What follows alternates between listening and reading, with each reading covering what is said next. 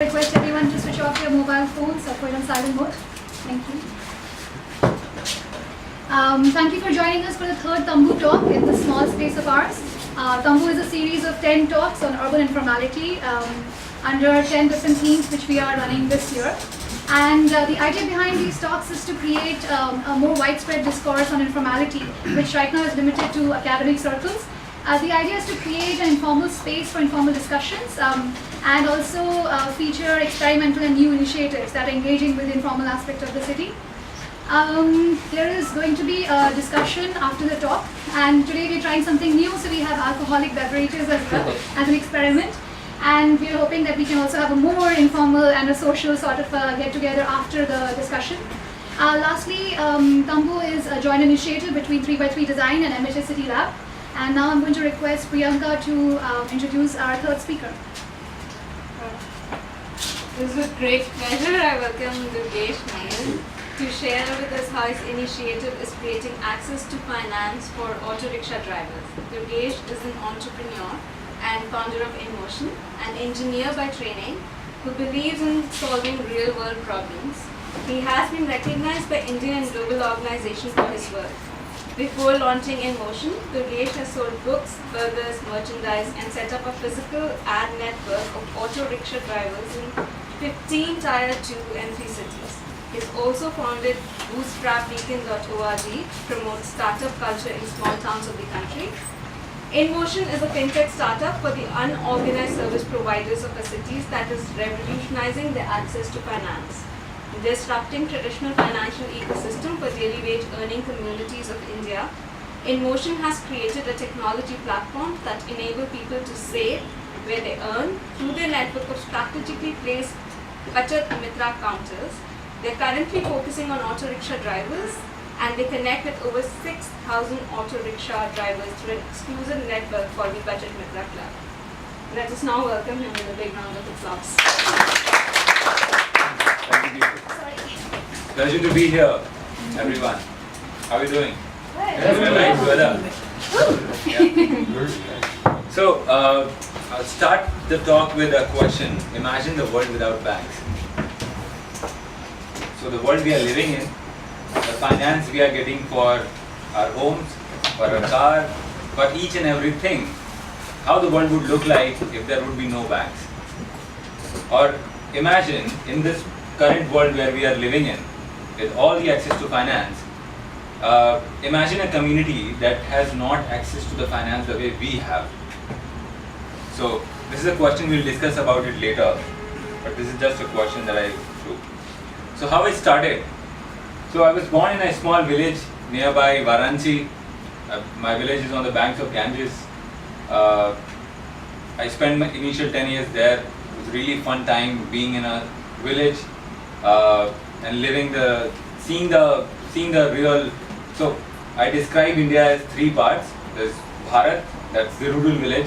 There's Hindustan, that's the urban middle class, tier 2, tier 3 city wala section, and then there's urban Indian, that's metro cities, that's India.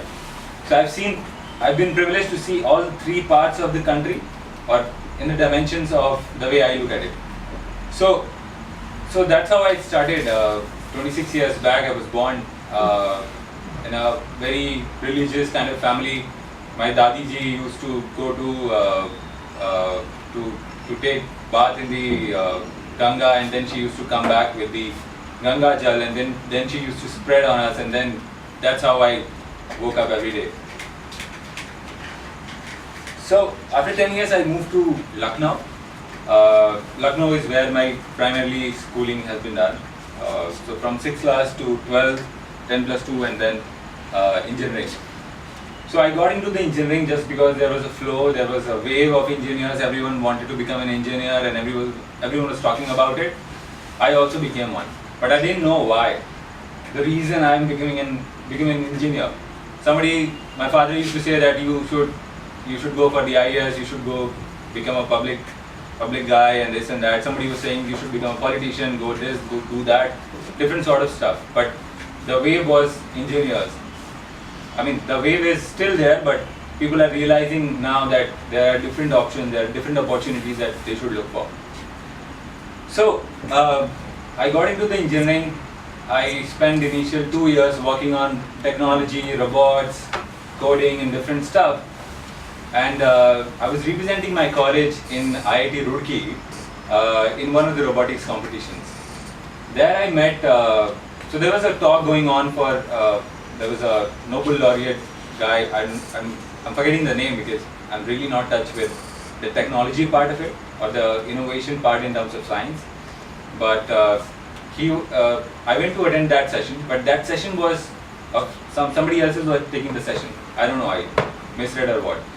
And that person was Sushil Ramola. He is the founder of Basics, and he was talking about how microfinance and social entrepreneurship is changing the country, and why we need social entrepreneurs in the country, why we need to think about the problems at the bottom of the pyramid that are problems that are really care to be solved, the problems that we care for.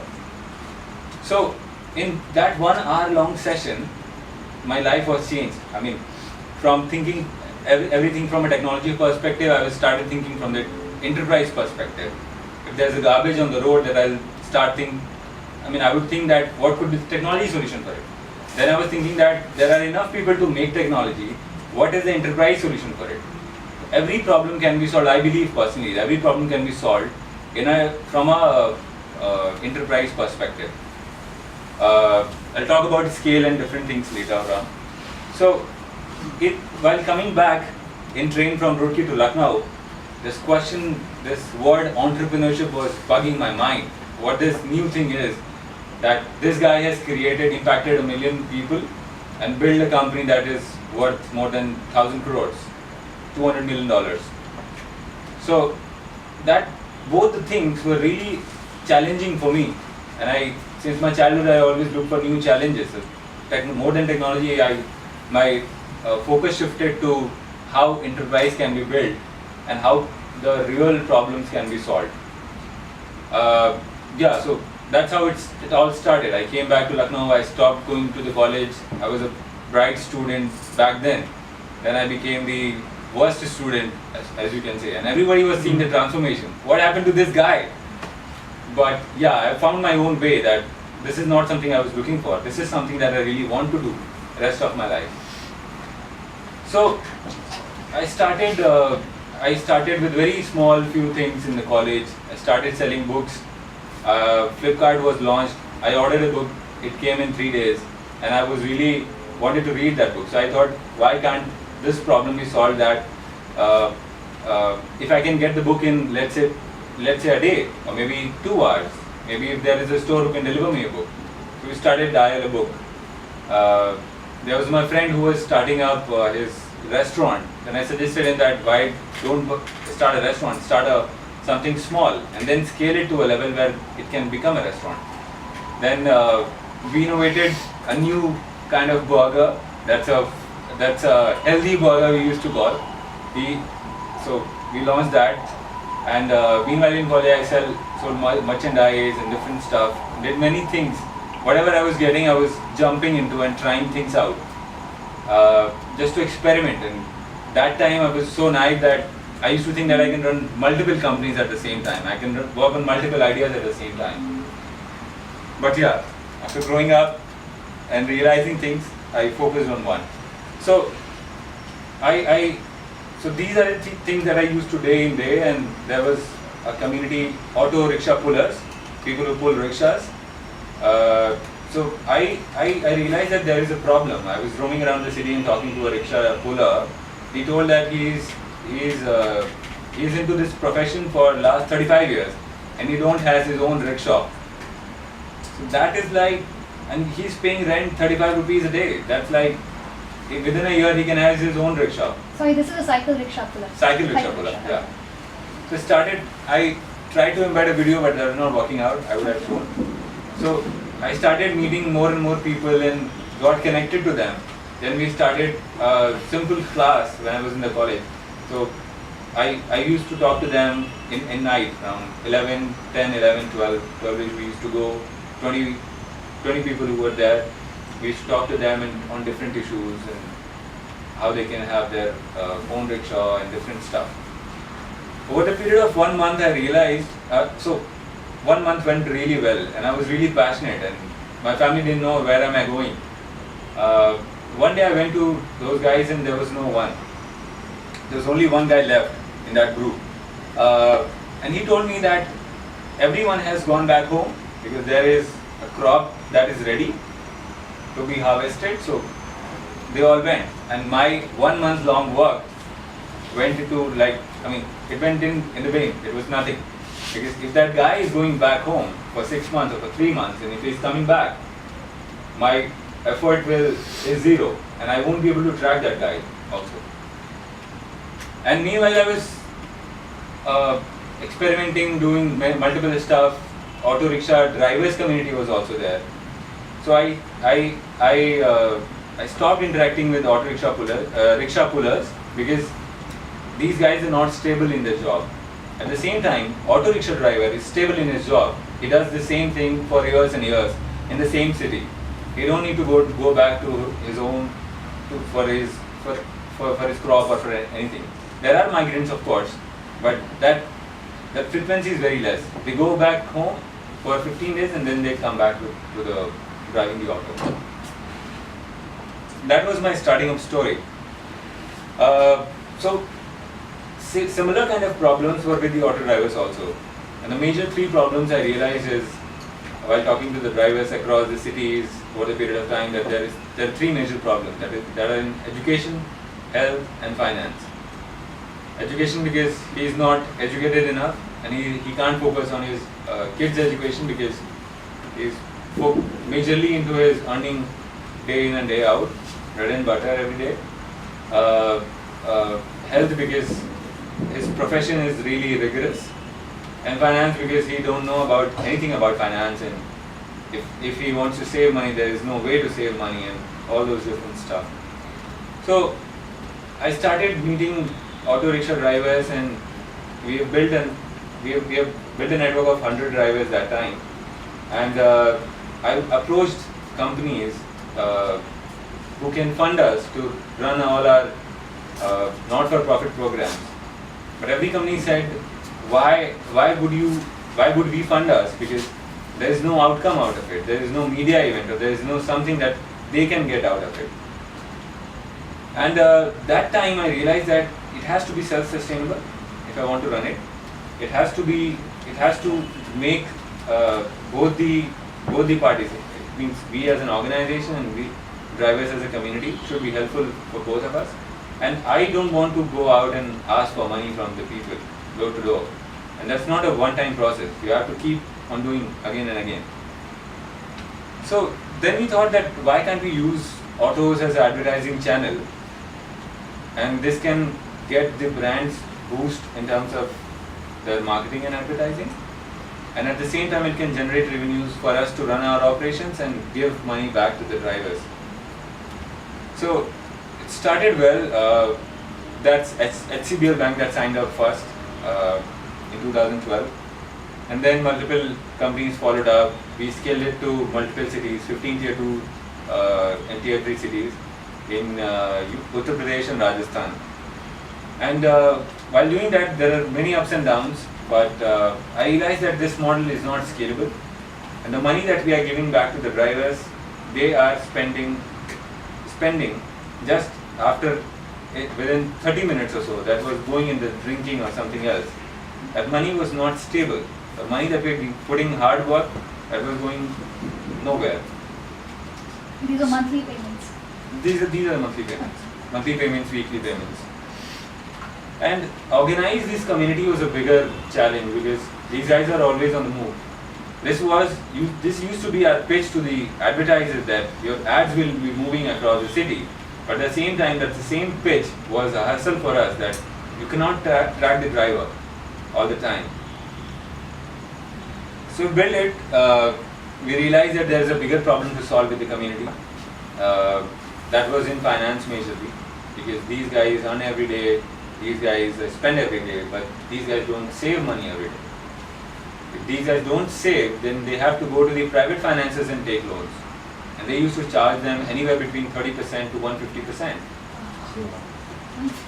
150. So there's a driver who has just joined our network. he took loan of 20,000 rupees and he was repaying 300 rupees every day for next 3 months. So 7,000 rupees for 20,000 rupees in 3 months. That's like 7 into 4, 28,000 rupees. Plus 20,000 rupees, 48,000 rupees for 20,000 rupees in a year. So this is a bigger problem to be solved that I realized. And whatever I was doing that was not scalable, that was not making the impact, that the kind of impact we want. Having healthcare camps was a good idea, but anyway, that was not linked with a service that can really help them day in and day out whenever they need. So that's how I started. This is Amir Khan, by the way. He was the inventor of auto rickshaw advertising in India. He put his ads of his first movie. Where is Amir Khan? This is Amir Khan. This is me. That's not Amir Khan. This is Amir Khan actually. He is in Varanasi to promote 3 Idiots, I guess. Okay, 3 Idiots, I guess. Yeah, 3 Idiots when he was moving around the cities Yeah. to promote his movie. Yeah, in a very different look. So हर बार वो बहरूपिया बन जाता था और different शहरों में घूमता था. Yeah. He would have to know that. And then this auto guy married his. This guy invited Amir Khan in his son's marriage. He came also. Yeah. One day Amir will be the brand ambassador of InMotion.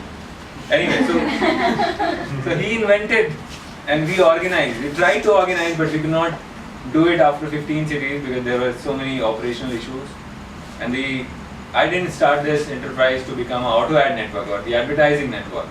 The motive was something else. The calling was something else. So that's how we pivoted. Sorry, one question about Amir Khan. So this was, we started when Qayamat se Qayamat tak, not 3 Idiots. When did this start? When did Amir Khan start working? तो सबसे पहले आमिर खान ने poster लगाए थे कयामत से कयामत तक के. That was which year? 1989. I was really young. So that's a I wasn't born. Okay, I think I was born. It was very Early long 80s, something time. like that. Early 80s and 89, 89. yeah, 89. Okay, so then he kept doing it till 3 And I Idiots. saw this thing. There is no pictures available, but I saw this in one of the videos somewhere. I don't know, on TV, that Amir used to put ads of his first movie in Bandra on rickshaws. So that's how I knew that he has invented it. So can I just ask, at this point, the organization you were running was basically just giving the money to the auto rickshaw? No, I'm coming to that. But I mean, at that point, At that point, said you were just giving the money. You were, okay. Yeah, and with different stuff, like there were different products to get. There was a bank on board. We used to get their bank accounts open. But opening just a bank account is not helpful. Modi ji ने सभी के bank account खुलवा दिए, लेकिन bank accessibility to the banks don't appreciate poor people. I'm going to cover this also, how banks, so all the banks have rejected. So let me cover this first. So struggles of a small city.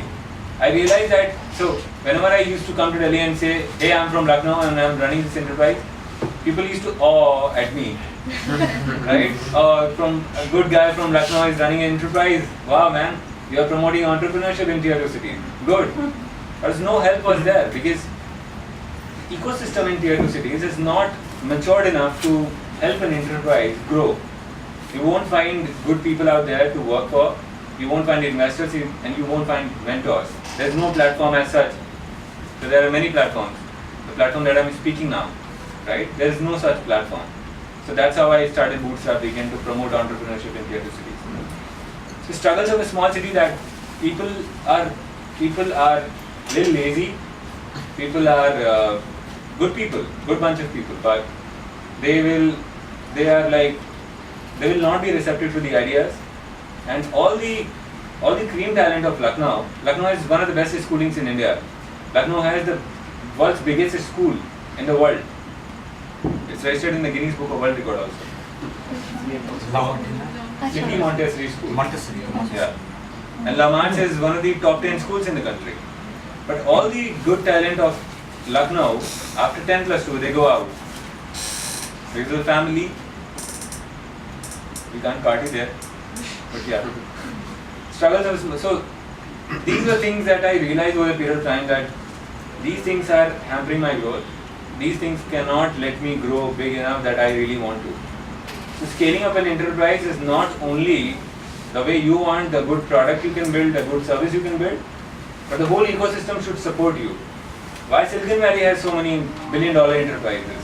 Why Bangalore has so many enterprises? Why not any other city? Because there is an ecosystem. Right now I can connect with anything, to anyone in being in Delhi, but I can't do that being in Lucknow. So I realized it, and in 2015 I moved to Delhi last year. Bachat Mitra. So Bachat Mitra, so the problem that I was talking about, the problem with auto rickshawalas is they have the bank account but they cannot access it. Going to a bank to put $500 to $1,000, filling up a form, standing in a queue is a big hustle for anyone. So, and these guys, bank guys don't appreciate these kind of customers because they lose. Once you walk in the bank loses 40 rupees every transaction happening in the bank. That's why all the innovation happened in online banking and different things came into picture. And it's really tough for the poor people to access to the